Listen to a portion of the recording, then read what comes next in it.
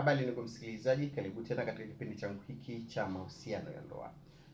Wanawake wanalalamika mwanaume akifanikiwa anabadilika. Hivi kwa nini inatokea hivi? Kwa nini wanawake wengi wanalalamikia wanaume zao kipindi wanapofanikiwa kubadilika kitabia? Mwanaume wakati mwingine hawezi kubadilika, ila nyie wanawake mnabadilika badala ya mwanaume kufanikiwa. Hii ipoje? Ipo hivi. Sasa nisikilize kwa makini.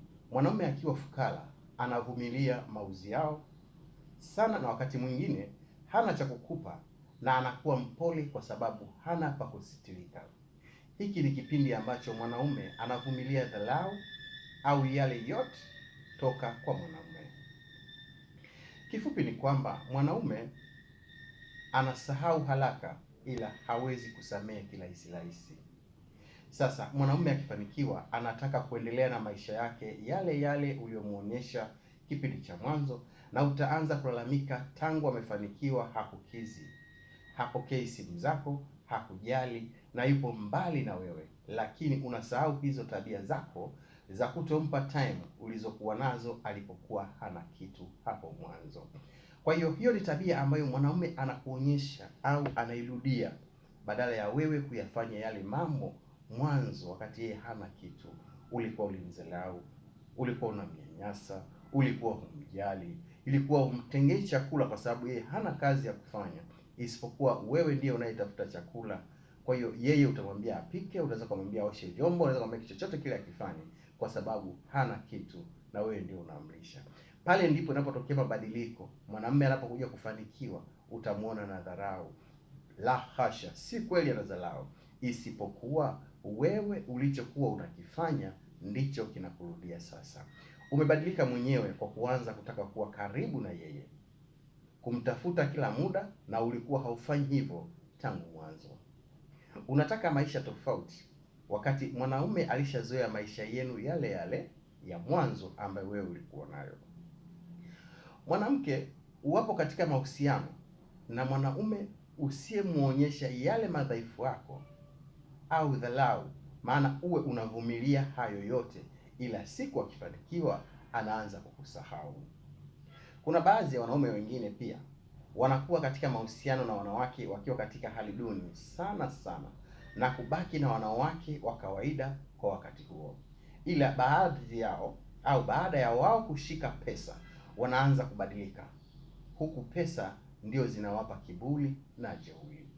Mwanamke anatakiwa kuwa makini na tabia za mwanaume, sio hali yake ya sasa.